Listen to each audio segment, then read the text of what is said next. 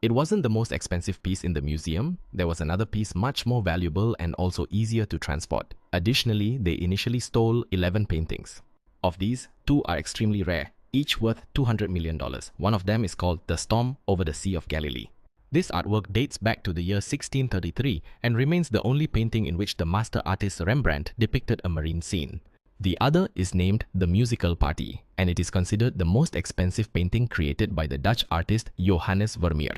What's strange is that they stole, along with these paintings, a victory pennant from Napoleon's army and another Chinese vase, despite the fact that these two have little significance compared to the other items they could have stolen.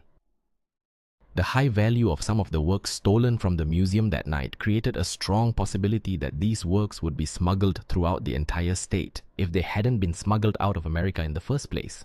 That's why the Federal Bureau of Investigation (FBI) participated in the investigations, and as soon as they arrived at the crime scene, they thoroughly combed through all the museum's rooms in hopes of finding any clues pointing to the criminals, but unfortunately, there was no trace, no footprints, no hair, no fingerprints.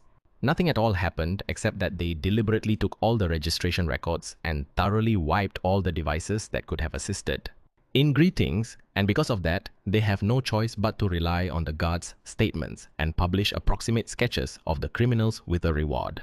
Maybe someone can recognize them. Of course, with this vague information, no one was able to determine their identities, and the investigation began to rely entirely on speculation.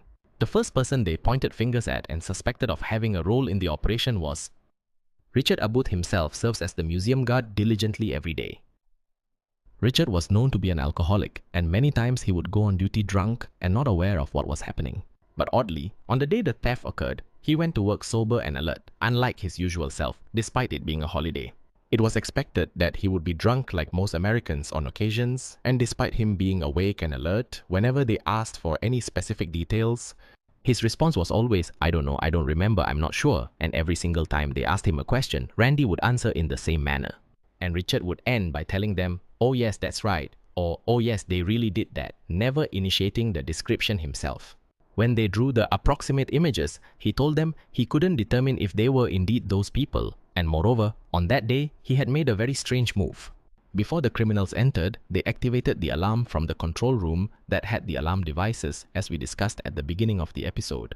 They approached the museum's side door that the police knocked on, opened it for a few seconds, then closed it, and again, besides that, he was the one who let the cops in, despite the museum's regulations stating that it's forbidden to open the door for anyone.